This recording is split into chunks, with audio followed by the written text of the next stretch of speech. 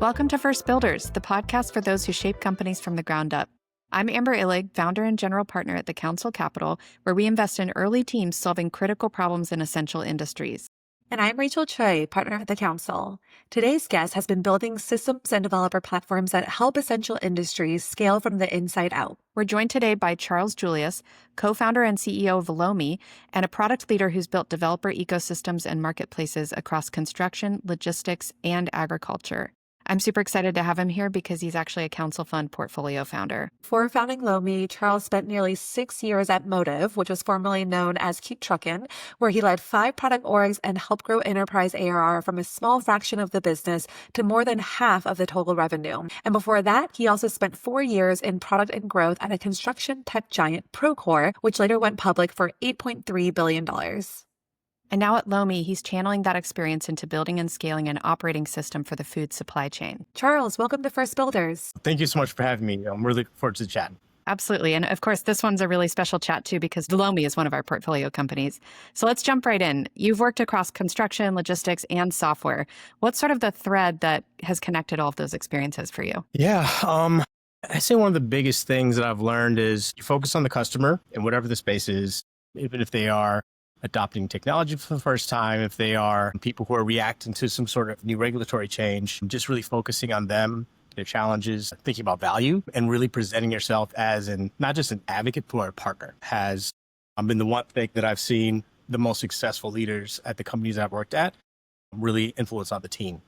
Being a true person seen to understand the complexity of the business, how software can be a tool, not necessarily the solution, is, some of the things that have really stuck with me, and a lot of what's influenced us in how we build Loamy and how we actually take those learnings and try to build something that creates significant value in the industry that we serve. Construction, logistics, and agriculture, those are all really antiquated industries. So why do you think you ended up gravitating toward those? I didn't start there on purpose. I actually used to be an attorney and went to a variety of events, just learning how to code. And I got really lucky. I met the head of recruiting for Procore. Her name is Andy. I actually bumped into her the other day. She's leading HR and recruiting for another company of a buddy of mine who actually used to work with me at Motive. And she met me at an event and thought I'd be a good fit. I knew for sure I actually wasn't going to take the job, but it sounded like a cool office. It was an office she described that was off the coast in Santa Barbara. And yeah, you can't turn that down. And so I was like, sure, why not? Let's check it out. And what was transformational was actually meeting Tsui. Tsui's the CEO of Procore. And I remember the first day I met him, he actually started off making fun of me because I wore a suit. And, as an attorney, I was, what you wear to interviews. But in the tech world, no one's wearing suits to the office. But then he actually sat down right next to me and told me why he believed I may be such a big contributor to their company. This was for like a junior entry-level software role, right? Kind of a beginning role. And he actually was telling me stuff that was in my resume and how that would actually create value in their company, and who he was and the culture of that company. And also the CTO of the company, Sam Krigman, just gave me immense inspiration as to what my career could look like, but also the fact that my background could actually add significant value to that organization. And from there, the company presented a ton of opportunities for me. It gave me the opportunity to lead and establish the Procore marketplace, which became the biggest in construction over the time I was there. From there, I just got recruited yet again and influenced by the CEO of KeepTruckin, now Motive, Troy McConney, and the person at the time who recruited me again. I was pretty sure I wasn't going to take the job. I was happy at Procore. Just seeing what these guys are doing in the trucking industry and, really transforming these industries that were not, software adopters, but the fact that they had raised the data set from, pieces of paper to the cloud, and the type of impact I was actually able to witness and, work directly with our customers and achieving was, something I didn't necessarily seek out. But once I did understand it and experience it at Procore, it just gave me more awareness of what we can do by building solutions that are really hyper-focused on the physical economy that we rely on very heavily. And I think for me, the way we eat and supporting who have an incredibly difficult job, which are the people who are growing and distributing the food that we rely on every single day, is one of the most important uses of the experiences that I've been privileged to have. And it's, I can't like take full credit for seeking it out, but I can say that I've had incredible mentors, incredible people that I've been able to meet that have given me this opportunity to really use that experience and try to contribute to this, massive problem, which is how much food that we lose in our supply chains every day. Yeah, that's fascinating. And I didn't know that you started your career off in law and then moved over to I didn't either, engineering. actually. Yeah. What was that, I guess, like transition like? What was kind of like the impetus for that? You kind of mentioned it, I think, earlier, around, needing to just like teach yourself to code to get closer to it. But yeah, curious about that. Yeah, I mean, it was a mix of that. Like, I was trying to just get better at my job to start, but I also worked with my school on a variety of projects. One of which was building a software system that actually helped manage malaria distribution and inventory information for a region in sub-Saharan Africa, specifically in Kenya. That project actually resulted in several thousand people's lives being saved. It was a really simple logistics challenge where there's a mix of medication, some refrigerated, some not. And depending on your size, age, there's a different mix of those two different medications. And obviously, like the refrigerated product has a shorter shelf span than the non-refrigerated. Actually, very similar challenges that we face in the food space today. Yeah. And we built a tool that allowed them to text when they were short on something to understand like the local inventory around them so they can more quickly make trades or seek products because people were actually, unfortunately, dying when they didn't have this available to them. And it was a low cost way that didn't require Wi-Fi infrastructure, and they could instead rely on cellular to make these sorts of trade-offs. That impact was just something that frankly appealed to me so much. I just felt at that moment when I was talking to, the leader of that medical facility, how much impact that had on them, that I just wanted to spend more of my time building that kind of infrastructure and using whatever talents I had to make that kind of contribution. That was very close to that time when I met Andy. Oh, okay. I keep forgetting her name. Yeah, it was an interesting point in time where I was able to take that interview, take that leap when it wasn't necessarily something that I prepared for my entire life. So there was definitely some doubts that I had. I thought I'd spent too much of my life building up to become an attorney, and I didn't think I was good enough as an engineer to actually make an impact. But those fears were really quelled when I met the incredible team at Procore. And it was really transformational that not only would they give me an opportunity, but they valued what I had. And that was a really cool transition that I think really encouraged me to take that leap. Yeah. So And I cool. love that story about like the healthcare like supply chain that you're talking about because it has such like a tie-in into what you ended up doing at Procore and KeepTruckin and now even at Loamy. So clearly like that just has always been like that interest for you and like the type of problem that you're really looking to solve, right? Especially like on that side of the logistics and making it easier and using software to do so.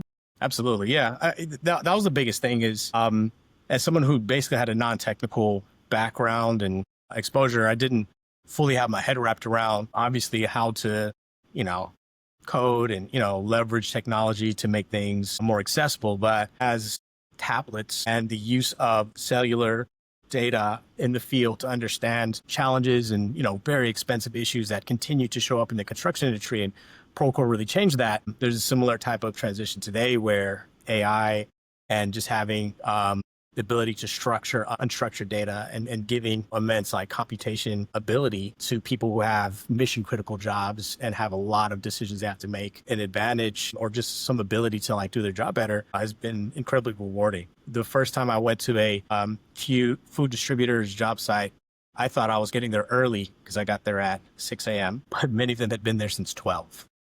Oh, wow. My goodness. Pitch black darkness. They're trying to make decisions, incredibly quick and, dealing with things that are not only have a short shelf life, but are incredibly susceptible to, visual issues, any kind of defect, and giving them any kind of advantage to allow us to have the, I think we saw it in COVID really, this is where I first started thinking about it. When those supply chains fail, it's very apparent and it happens really fast. And, that's one of the reasons why having this exposure across multiple different industries and seeing how technology can really help people do their job and have like a more significant impact, we had strong conviction that we should invest here our time and our experience, but really try to better understand what we can do to make the industry kind of function more efficiently as a whole. That's awesome. And can you tell us a little bit about what Loamy looks like today, like for anybody listening who's never seen it? Yeah. So the platform we're building, we really want to support food manufacturers and distributors. They have the incredibly difficult job of managing not only the growing, gathering, and manufacturing of food products, but ensuring that they get to restaurants, schools, hospitals every single day. And they have a very unique challenge of having the entire life cycle of product tracked in the event that something went wrong. There's some sort of issue with bacteria that happens. I mean, weather and nature impacts this industry much more than many other. I mean, construction, obviously, if it's raining, issues happen, but it's not going to destroy the entire job site. Whereas if the weather is bad or rain is less than normal and, things are less predictable than they have been in recent past, that job gets to be a lot harder. So we effectively take all of that data, put it into a single system, leverage AI to give insights about potential issues that may show up further down the supply chain and help them identify some of the biggest drivers of loss in their businesses. Typically today, about 10% of all the product that a food brand manufactures is lost. Wow. And it's largely because they don't necessarily have visibility in all the different moving pieces of data, communication that may kind of happen on their core operational system, not communicated to people who are in the field who are actually doing the work, processing the food, and delivering it, in these logistics supply chains that, kind of need this mission critical information. So we're basically building a platform to string all the different stakeholders in the supply chain together and allowing them to have full visibility end to end, and helping them identify potential issues through AI and a variety of machine learning tools to really simplify that entire end-to-end process. That's awesome. And I'm curious too, like, what did you kind of learn, like, and take from Procore and Motive? Because, obviously these are two like huge integration marketplaces in their respective sectors, right? Construction and the trucking industry. How did you think about kind of like that and then applying it now into like the food supply chain? I can think of not necessarily the most direct answer, but I'll give two answers. One is the actual technology, and the other's honestly a bit of myself. I remember when I was very early on in my career and first kind of establishing the Procore marketplace. Effectively, to build a marketplace, it's a series of platform infrastructure, APIs, but also partnerships with people who can integrate with your system. Our virtue of integration, it means that you kind of overlap. Like you kind of have to do a lot of the same types of things in order for the data to connect. And at our business at that time, teams were used to building features to help the company win revenue. In this mindset, we're actually inviting competitors into our ecosystem. And the advantage is it moves a bit faster. You're able to have more concurrent conversations across different cohorts of prospective customers. And it allows you to grow the business more broadly by having a more open, integration focused mindset, because it brings more value to the customer and allows them to have autonomy and choice. But also for the business, it allows the workflows and the operations to kind of happen on your platform, which is good for the business as well. Obviously, it opens up more customers. The thing I didn't have, or I should say it differently, I was just coming from being an attorney. So my lawyer mindset in meetings, when I'm discussing the strategy, what we're going to do, there would come times where other PMs would say, hey, I don't think we should do this. We should actually, build things in-house, make sure we keep all the revenue. And, I don't know why we would give it away. My lawyer mindset was like, hey, this is what we're doing. This is how it should work. This is why.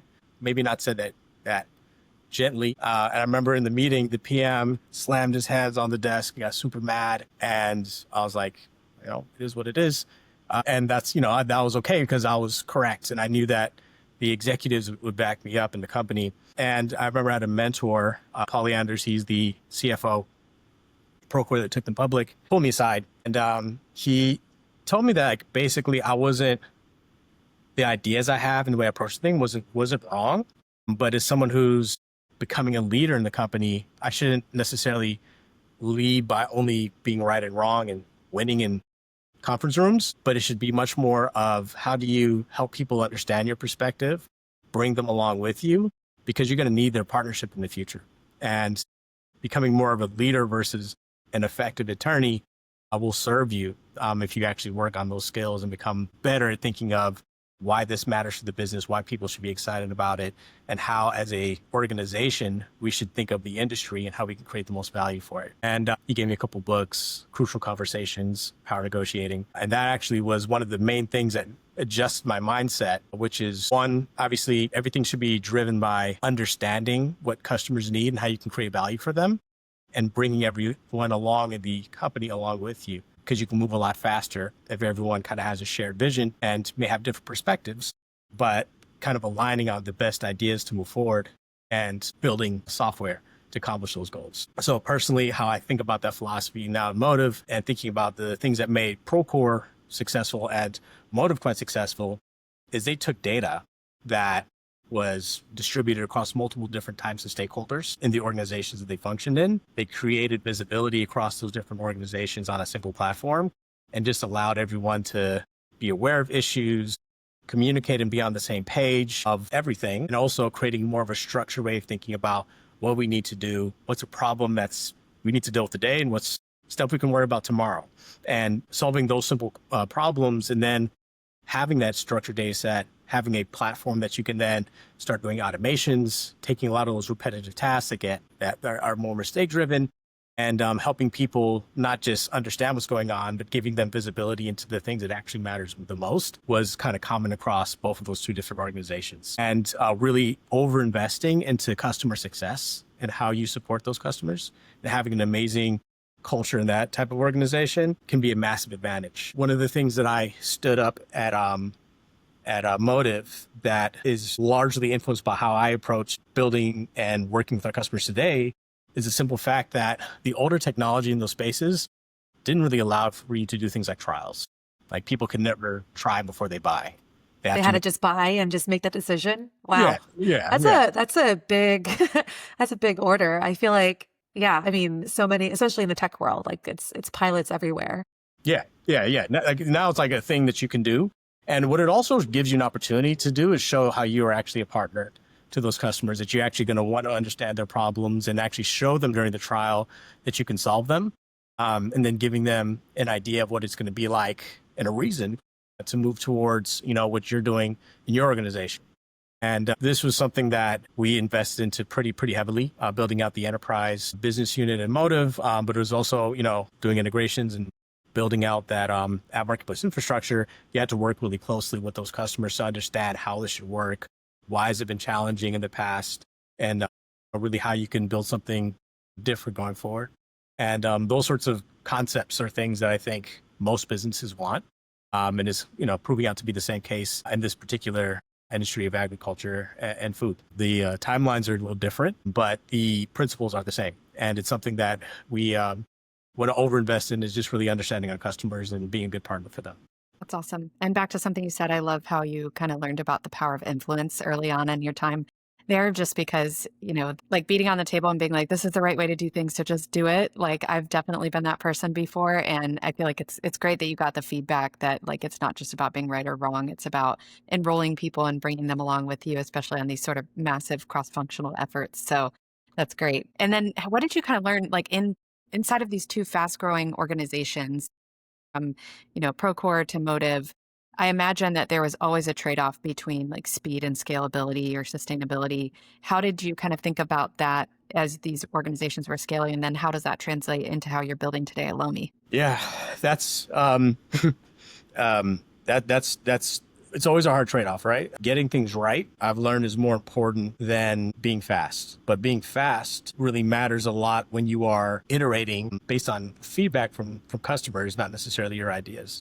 One thing that I learned earlier in my career is like I kind of came up with so many thoughts of like, oh, we could do this and it can be better because, you have this idea that your ideas are the ideas, or like are really cool ideas. Oh, maybe you should do it this way. There's a certain art in things. You don't necessarily, you can over index on how smart you think you are, when you do have some success, but like understanding why customers do the things the way they do, giving them iterative additional value on top of it can be, one of the most important things to balance. But I think most importantly is like trust. One of the things when you're bringing AI into an industry that hasn't really adopted even cloud-based technology is that you open up people who are skeptical about new technology when you're wrong and the AI models give hallucinations or incorrect analysis of whatever data that is given. It's like, oh, I knew this wouldn't work. It's easy for them to like throw it away or give it up. So over-indexing on building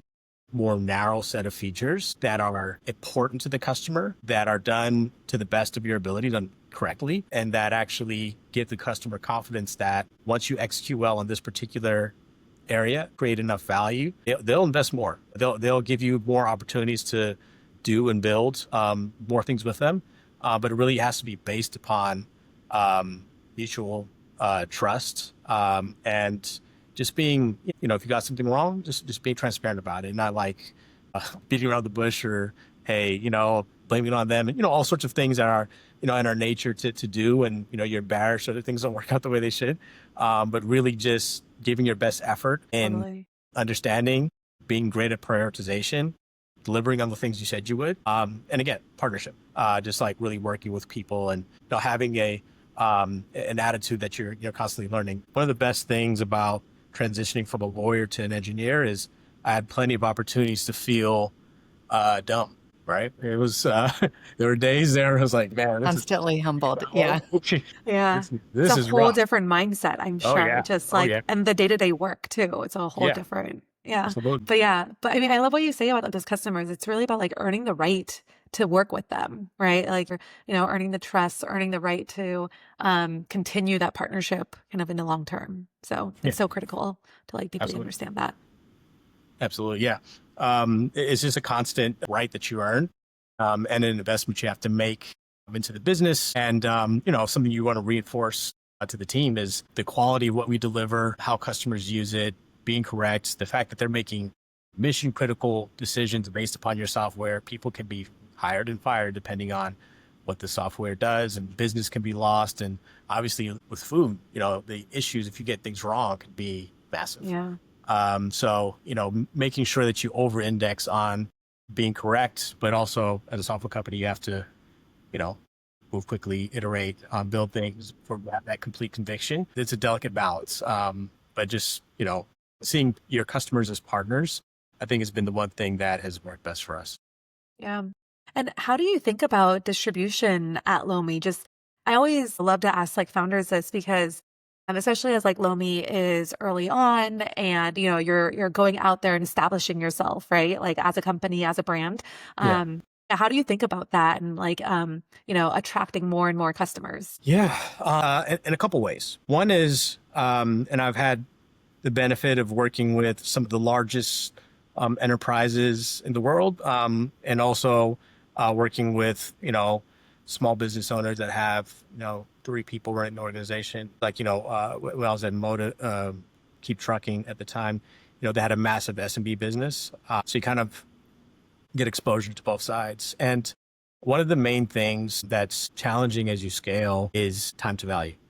Getting customer on board, how quickly can you get them live and using the product and happy with it? And are you focusing on doing things that are repeatable and easily trainable? So for us, we really want to build a solution that works for everyone. And doing that, you can't necessarily build a solution that works for everyone, but you have to have like a really specific class of customers that may represent a mix of what the majority of customers look like in that particular sector, between a certain range of revenue and orders mixed with, the type of business, like how they think about the principal way in which they make their money. Someone who's a broker is going to be very different from someone who's just a straight farmer. And they're going to have different types of value that they see and that they want from a software system. So having the focus of who your ideal customer profile looks like and making all of your effort, especially as a early stage company, having a very specific focus for the customers that you invest in and how you think about the value that you can offer them. And those sorts of things you have to be pretty disciplined about. And it's hard when you're getting in front of someone that sounds like they want something from you, but it's not necessarily like the core focus of what you're aligned on or you strategically are targeting as a business can be really hard. It requires some discipline.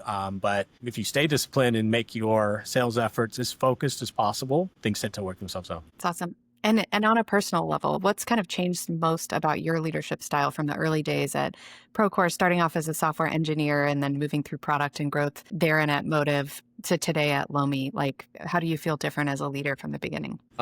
As a software engineer, you have to get really good at coding and being able to build features in a way that works for customers and helps the business is like a very specific focus. As a founder, you have to do lots of things that you're not going to be great at and you don't have time to. But you also have to be honest with yourself as, hey, if I'm not good enough at this, I need to make sure I get help because I can't, have mistakes happen. And it's a bit of a dance, being honest with yourself and then just getting comfortable feeling uncomfortable.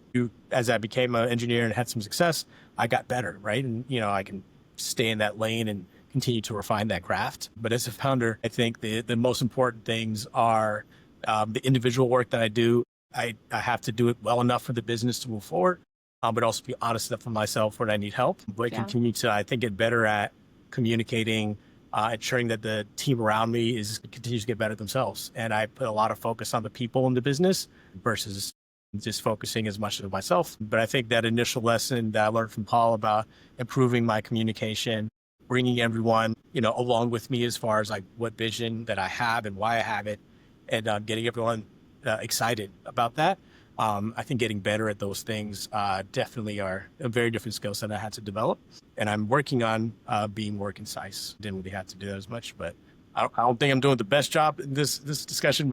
It's a long form discussion, so there's no Exactly. judgment here. Yeah. Yeah. And, I saw also that, like, you mentioned, obviously, when you got your job at Procore, it was in Santa Barbara.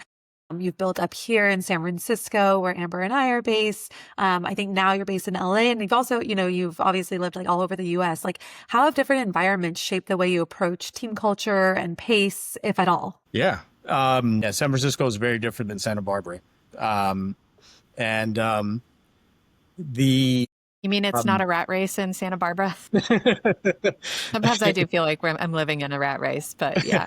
My one-on-one meetings were typically a walk on the beach, kind of in between conference room meetings. And so that was cool. But I think the biggest thing that I've learned is that, while culture can be different, people kind of have like similar needs. One of the things that I've tried to do is just better understand, because I've had to manage teams in other countries as well as in different pockets of the world. And there are different things that people care about. People also at different stages in their career have different things that they are motivated by, and making your effort to actually understand that and align not only individuals' interests against those goals, but also helping teammates communicate better between each other, are things that are really important in building out a company culture. A thing that unifies individuals should be the vision and the mission of the company, and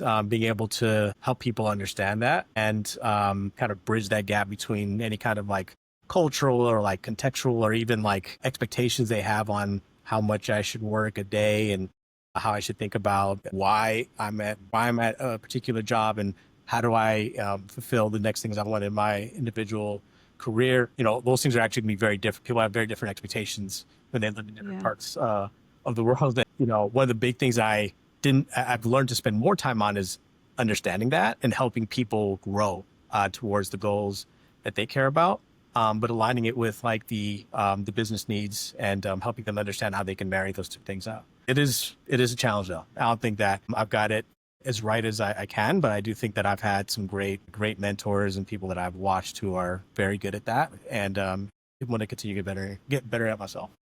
As you were talking, I was thinking, wow, like he's, implementing quite a bit of like EQ in the way that you're leading. I'm just kind of thinking about like what truly motivates each individual and how can you align that with business goals. And it is cool that, you had mentors that were showcasing that to you early in your career. And now you're able to kind of pay it forward and do that again. I was kind of wondering about that. So that's cool. Yeah, I'm definitely trying. I think it's important, like, we're all here working to survive, but I think it's also true that People don't typically stay with their one company their whole career. They're there for segment of time.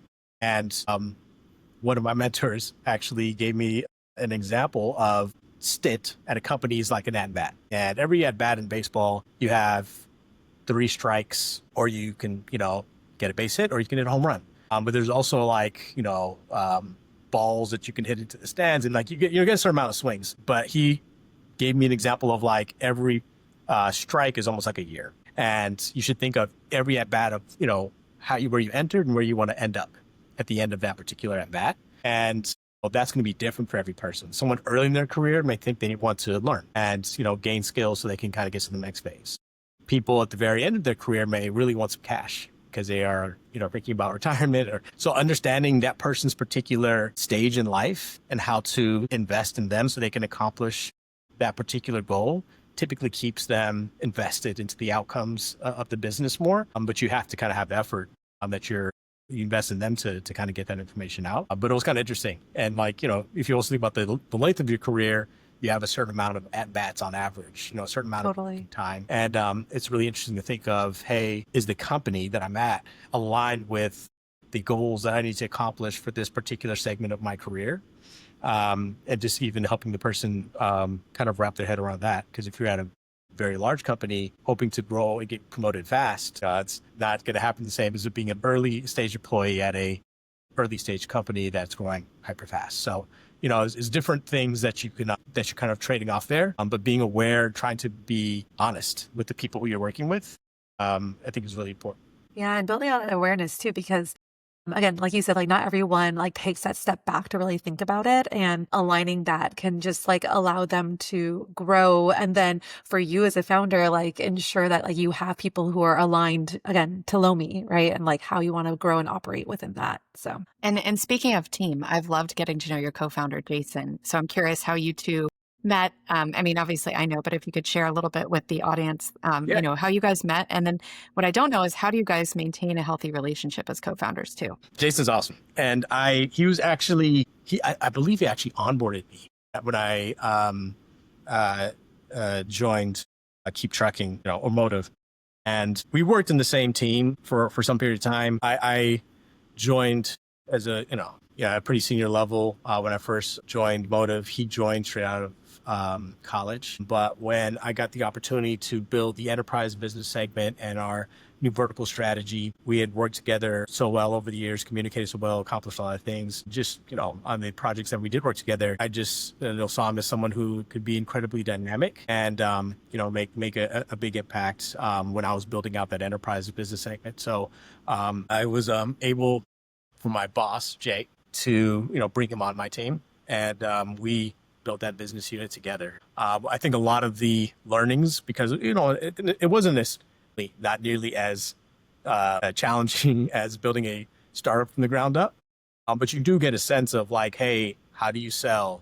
What do you build? How do you think about marrying up features against market penetration? And how do you then create frameworks so that the sales team can speak to these value propositions in the way that resonate with customers? How do you find out what resonates with customers? Like we worked a lot of those things, kind of entering all these new markets. We did it multiple times and learned a ton.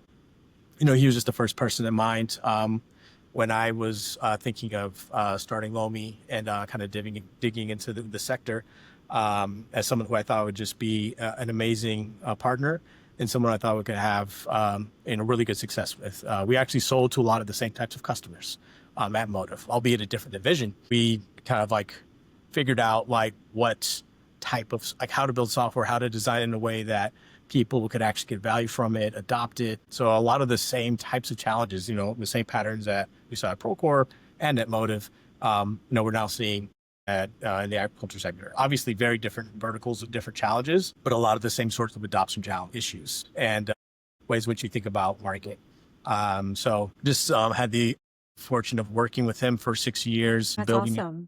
That's a long time of like having, worked with someone and obviously knowing them so well and having kind of almost like a pilot test of co-founding because you guys, helped build out those new business units. Yeah. Were there any, or are there any, I guess now kind of like habits that you guys have that just like continue that relationship forward? I think the biggest thing that we worked out and that allow us to really accomplish things is just having good communication and understanding how to support one another. It gets to be really difficult to kind of figure out what to do when you're faced with like really difficult like strategy decisions, or how to think of like the wave, unending series of challenges and problems that kind of pop up as a founder. That we had versions of that, but it's very different when you have a $100 million business behind you versus you kind of just having to solve all the problems yourself, right? But the advantage is when you can communicate well, when you can be honest with one another, and you also have someone who's extremely competent to bounce ideas off of, to challenge each other, to come up with the best solution, but doing it in a way that actually maintains a relationship and a willingness to communicate. I was like, oh, I don't want to talk to that person because I know it's going to be a fight, or I'm hesitant to share ideas with this person because I know they're not going to take it well. We worked through all those things over many years, and I think that's one of the biggest advantages we have kind of starting off low. Awesome. So I think we're going to switch over actually into our rapid fire playbook. So we have a series of questions. Amber and I will switch off on them, and you can just answer whatever, like the first thing that pops to mind. Okay. Yeah. So no pressure. Okay. Yeah. So first off, what's the most underrated skill for a first builder, meaning somebody that goes into a company like Procore or Motive in the early days and helps build systems, processes, products from scratch? Being honest with yourself that you're not going to know the actual answers. These industries are so complex that it's impossible to kind of know and understand what the right answer is. But if you get really good at creating process and gathering information and getting the right people in the room to create some way to move things forward, you can actually add immediate value, even though you don't know much. And I think investing there and investing on being the person who's organizing the meeting, capturing the notes, capturing the next steps, helping everyone understand what's been done, what's at stake, what's an issue, is a way in which when you don't know much, you can still be very valuable. And I think over time, be patient with yourself as you're learning more, that knowledge that you need to build to be more. Yeah. What's one tool or habit that you rely on every day? Resilience. Not necessarily having all the right answers, but trying every single day and being consistent at improving. One of the things that I think has been the biggest benefit is just learning how impactful you can be by just being consistent, showing up, putting in the effort to learn and improve versus just being the most gifted person. Continuing to work on yourself, I found has been the most effective of, many of the people who I've worked for have accomplished incredible things.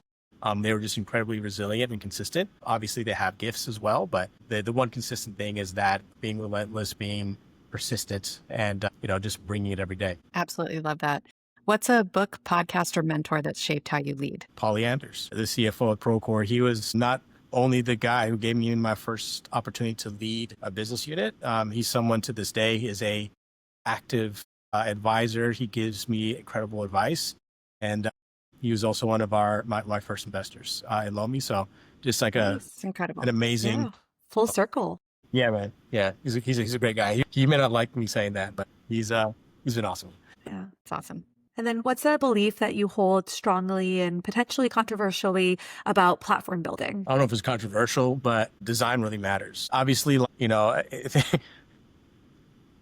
of my experiences has been people use technology to arrive at a solution versus thinking about the solution and then leveraging technology to fulfill that. And the solution has to be largely based around how the person or how the user interacts with that particular solution. So over-investing on design that facilitates workflow and then enabled through technology is how we've got a lot of success, throughout my career. But it does take a lot of investment in understanding the customer, how they work and the things that they want to do. As a person who was an engineer, you want to lean into what you're good at, which is building solutions based upon the, most recent technology.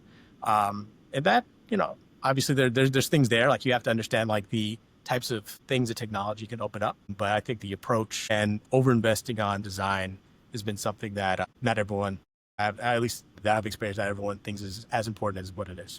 And what's one piece of startup advice that you think is total BS? Just because people haven't bought software that they don't want it. that they won't buy it. The first day when I walked into a large scale farmer, I walked into what it was called a cooler. But it basically was a $10 million fridge filled with all sorts of robotics and wearable technology that was hardware based, not necessarily like as much software. But the amount that they invested to improve the efficiency of their business was tremendous. They just saw that it was valuable, and that's why they spend money. I think oftentimes in these industries, there's not necessarily a new incumbent or a new player who's been able to build things that have taken off or got adopted very well. And it is not necessarily that there's a lack of a willingness. It's more of a lack of something being actually better for what they do on a daily basis. Understanding what they do on a daily basis is a big challenge as to why people can't marry that gap that well. But the other part is you have to give people a reason to want to make that investment. And I've seen companies for the first time build tremendous software solution in construction, trucking, and a variety of other industries that really didn't have a ton of software vendors in it before. But I think it's because they invested on doing it well, supporting the customer well and understanding them. And I do think that is something that is not as well understood. So true. I mean, at the council, as you know, we invest in software built for these essential industries, and many of them being industries you've touched, like transportation, logistics, agriculture. And for us, it's also manufacturing and healthcare. And we've definitely found that to be true. Like there's a lot of expertise in those industries. They are very smart people making these decisions. They're not going to, if there's software that's going to come in and drive hard ROI overnight, they're going to take a look at it. But it's up to the people building that software to actually make something that could move the needle for them. Yes. So, yes. But they're very savvy business owners and operators in those industries. Yeah. So, yeah. They're not just going to give you money for nothing. Yeah, exactly. Exactly. Well, Charles, it's been great to have you on today. Where can people reach out to find out more about you or follow Loamy? Cool. Getloamy.com is our website. I welcome anyone to email me, Charles@Getloamy, LinkedIn as well. But we are looking to really be the platform that actually connects and digitizes the entire industry. So I'm happy to, chat more with anyone who's interested in partnering with us, working with us, and obviously customers that we can work directly with. So either of those ways that they can reach out to us. So it was such a pleasure to have you on the podcast and get to talk for more than we usually do. Usually we're going through company updates and stuff. So it was great to hear more about the background. What's going on inside. Love the chat. Thanks so much for the time. Yeah, you too. That was awesome to chat with Charles. Rachel, what stood out to you the most from today's conversation? Yeah, I thought Charles just has this incredible growth mindset that just was a through line during the whole conversation. The fact that he went from an attorney to becoming a software engineer, kind of working his way up, from just being, he even mentioned a junior software engineer to a product leader at two, large companies in different industries, and now a founder at Loamy. Clearly he's always really thinking about that, not just from a technical skill set perspective of growing, but also in how he leads and manages as well. And I think it came out too when he was kind of talking and answering different questions. You could tell that he's very curious. He values consistency, consistently showing up as a leader, and also just consistent little improvements over time are better than being gifted. A lot of the things he kind of said throughout the conversation came back to exactly that. So, and then relatedly, just in terms of his leadership, I was reflecting through the whole conversation. This is kind of the epitome of a first builder that we want to be backing at the Council Fund, because it's the sort of people where every single job they've ever had, they leave and people are sad they left. People keep in touch with them. People, want to work with them again in the future, like his co-founder. And so it was just great to see that coming out in so many different places as well. And honestly, it reminded me a lot of you and Vanessa too on the council team. When you joined full-time from Komodo, we constantly hear from people at Komodo Health about how great it was to work with you, and there are people in different even functions that are, coming out of the woodwork. Yeah. And then Vanessa too, at 500 Global, every time I run into somebody from 500 Global, they're like, we were shocked when she said she was leaving. And, we're so sad. And she was amazing. And she built this and that and the other thing while she was here. These are just the sort of people that I love surrounding myself with, whether it's team members or founders in our portfolio. And, you can just hand something to them and they can run with it. And I think also because we invest in founders that are a little bit farther along in their careers and they've been through those moments before as operators, we believe they can leapfrog as first-time founders some of the first-time founder issues that a lot of them fall into. And it just like helps us have a greater level of trust for the founders that we're backing too. And it's like, we're backing an adult here, a leader, somebody that has been trusted by many others in the past and is very loyal. And, it's just a different type of relationship, I think, than, you might have with somebody who's never been through any of that before, and you need to do a little bit more hand holding. So yeah, I was just kind of reflecting on that a lot throughout the conversation. Yeah, yeah. And also it just like for us too, right? Like it de-risks the early stage investing that we're making, because we can often be like that first check or first commitment in, and having that experience can really de-risk it for us as well and build that conviction. Yeah. Well, thanks for listening, everyone. And if you enjoyed this episode, leave us a review, share it with a friend, and subscribe to First Builders wherever you get your podcasts. And don't forget to also subscribe to the Council newsletter for more founder stories and frameworks you can apply to your own company. We're going to link it below. Awesome. We'll see you next time. Bye. Bye.